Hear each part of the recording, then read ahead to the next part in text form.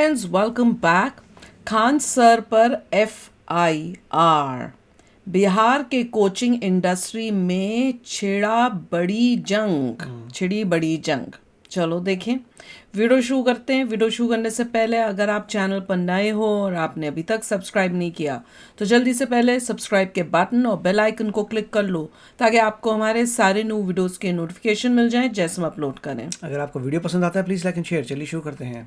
पता है, मैं तो शौक में जा रही हूँ। कई टीचर्स की वीडियोस आप लोगों ने भेजी हैं और उनको रिएक्ट तो मैं नहीं करूँगी क्योंकि मैं उनसे एग्री नहीं करती हूँ।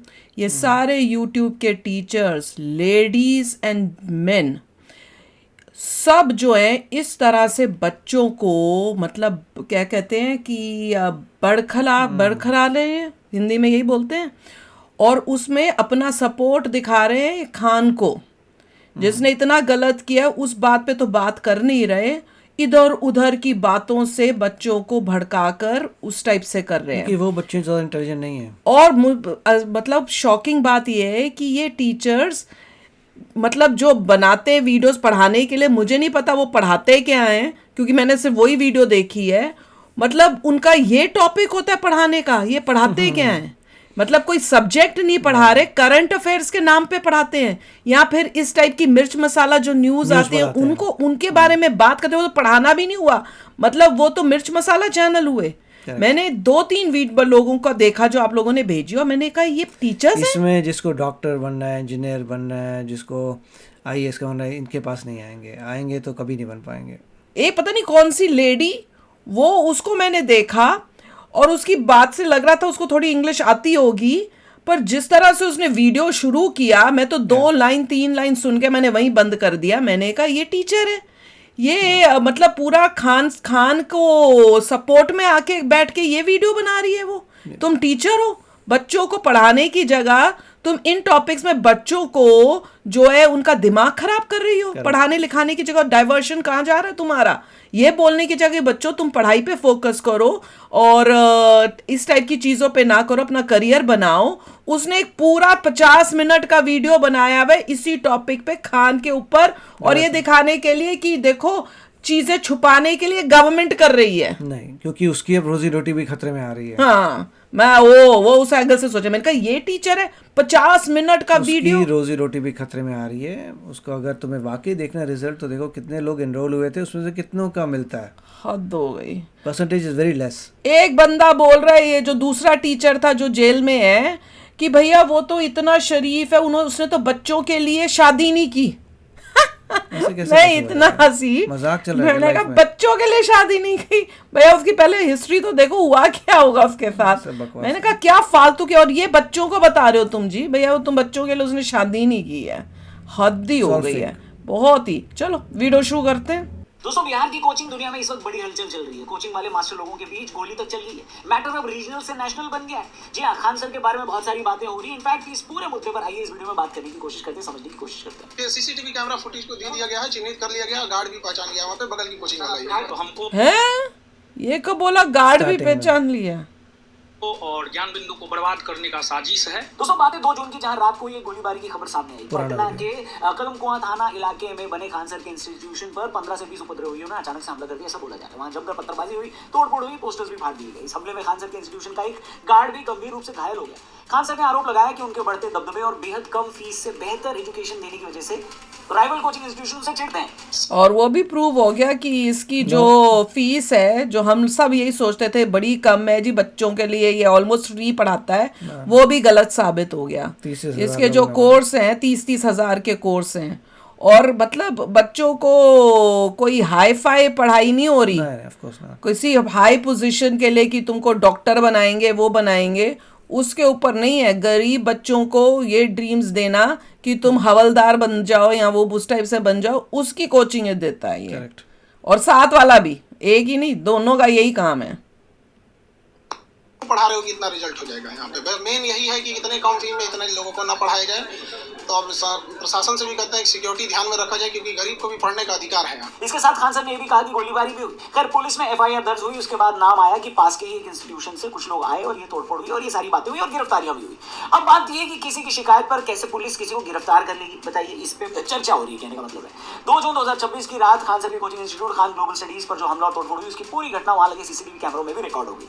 बगल के कोचिंग इंस्टीट्यूट के कुछ लोगों का नाम भी इसमें जोड़ा गया फुटेज में। साथ करेक्टली स्पीकिंग, जैसे ये इतने बड़े मोटा मोटा उसने लगा के रखा हुआ था, वो क्या था जो ये लोग गिरा रहे थे, एक पब्लिक स्पेस में आप इस तरह से मोटे मोटे लगा के एरिया को घेरते हो, ये अलाउड होना ही नहीं चाहिए। यहाँ पे तो तुम ऐसे कर नहीं सकते कि तुम ऐसे बड़े बड़े लगा दो भैया। जो तुमने बाय की है स्पेस, जो तुम्हारी उसके ऊपर बोर्ड लगा, अपनी दुकान के ऊपर लगाते हो, दैट्स ऑल यू कैन। तुम ऐसे गवर्नमेंट की एरिया में तुम ऐसे नहीं कर सकते हो, और वो भी विदाउट परमिशन तो बिल्कुल भी नहीं, इम्पॉसिबल। मैं तो वो भी देख के हैरान होती हूँ।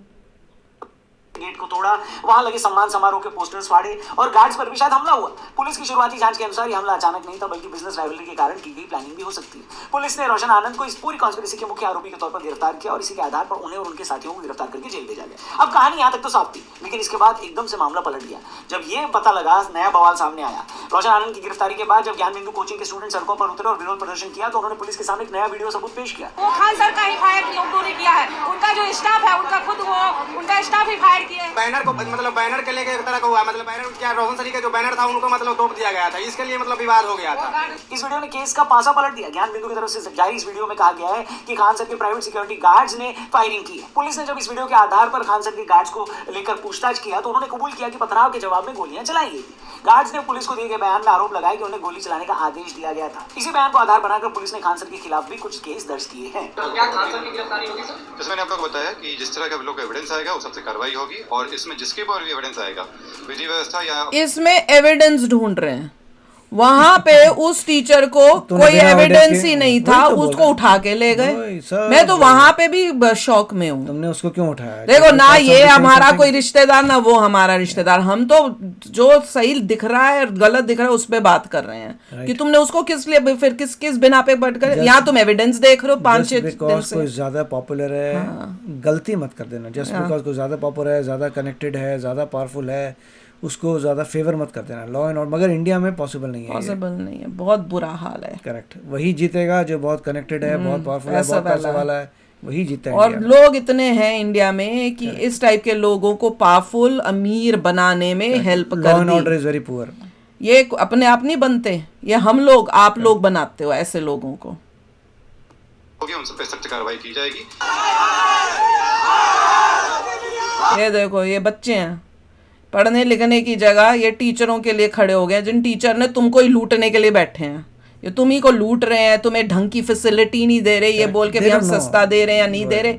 वो खुद अमीर होते जा रहे हैं, तुम वहीं के करोड़ों के करोड़ों कमा रहे हैं, तुम्हारे से व्यूज लेते हैं, तुमसे पढ़ते हैं, पढ़ाने के नाम पे पढ़ाते कुछ नहीं, और तुम्ही को सड़कों पे उतार देते हैं। कहाँ पहुंच रहा है, ये लोग वहीं के वहीं तुम्हें हवलदार बना रहे हैं वो।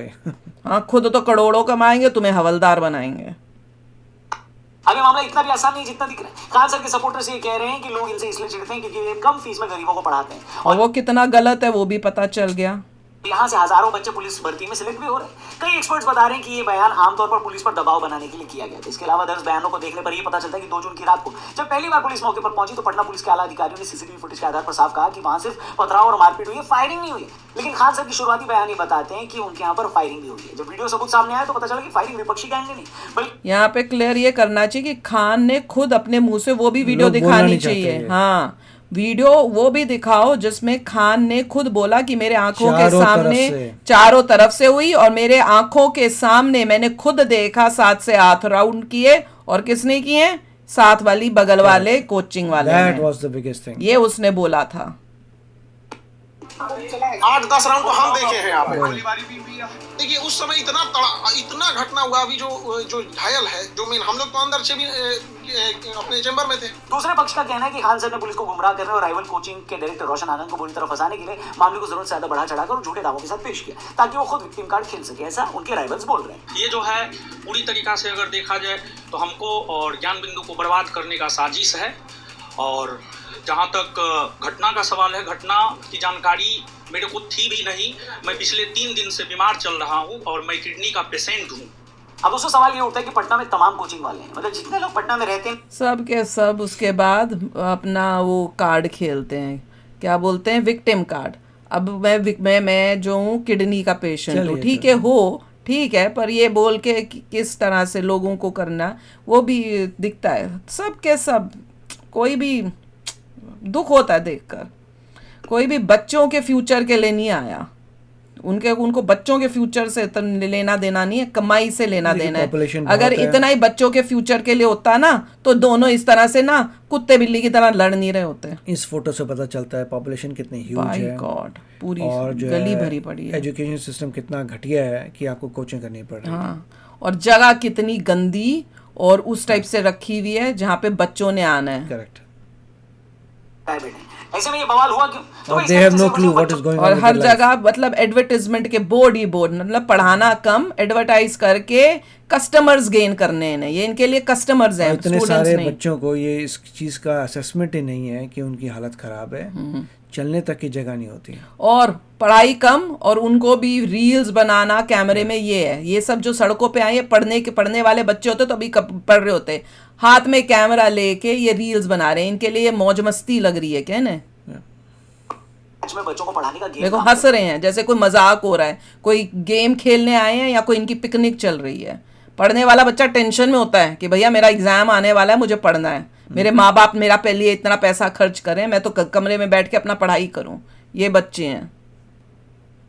के ट्रैक रिकॉर्ड, फीस और दावों का फैक्चुअल एनालिसिस किया जाए तो कुछ लोग ये कह रहे हैं कि ज्ञान बिंदु कई मायनों में खान सर के इंस्टीट्यूट को कड़ी टक्कर देता रहा है। पटना के कोचिंग हब्स में ये बात मानी जाती है कि नॉर्मल कॉम्पिटिटिव एग्जाम्स के लिए ज्ञान बिंदु का रिजल्ट काफी मजबूत रहा है। अभी बिहार पुलिस कांस्टेबल भर्ती परीक्षा के नतीजों में भी ज्ञान बिंदु के स्टूडेंट्स बड़े पैमाने पर सक्सेस हासिल की है, जिसके बाद इंस्टीट्यूट ने एक बड़ा प्रतिभा सम्मान समारोह भी ऑर्गेनाइज किया था। पहले इसने किया था, इसने आइडिया इसका था कि मैं अपने बच्चों को जो है इस तरह से सम्मान करूंगा, कुछ मैं सेरेमनी करूंगा।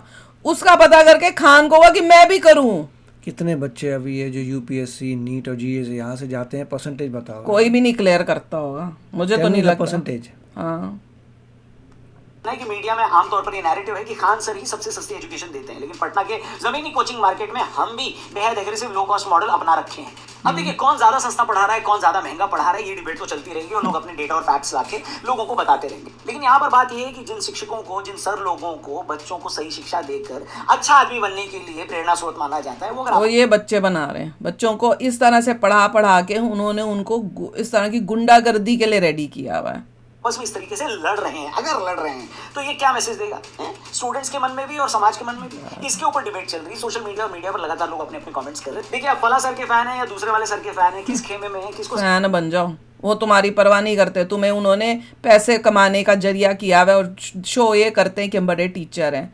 मैंने तो इन दोनों को देखा सेरेमनी के लिए, लड़कियों को दे रहे हैं मेडल्स, वो लड़कियां जो है पैर छू रही हैं। इनमें से दोनों में से कोई भी नहीं था कि इनके पास इतना टाइम हो कि हर एक लड़की के सर पे हाथ रखे आशीर्वाद ही दे दो, नौटंकी ही कर लो। ये इनके लिए था यूं यूं यूं, शक्ल देखनी चाहिए थी, नाम देके यूं दुनिया के लिए कर रहे हैं बस। उनको कोई दिख रहा था कि जबरदस्ती का सेरेमनी हो रही है इनकी।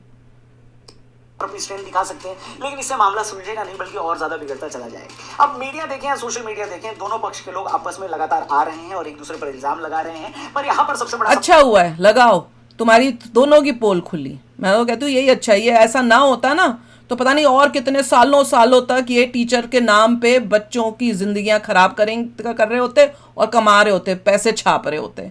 अच्छी बात हुई सामने आया, पता चला कि टीचर के भेष में ऐसे भी लोग हैं जो कमाई कर रहे हैं। स्टूडेंट को सही शिक्षा देकर अच्छा नागरिक बनने के लिए प्रेरणा स्रोत माना जाता है। वो अगर आपस में लड़ेंगे तो कैसे मामला सुलझेगा?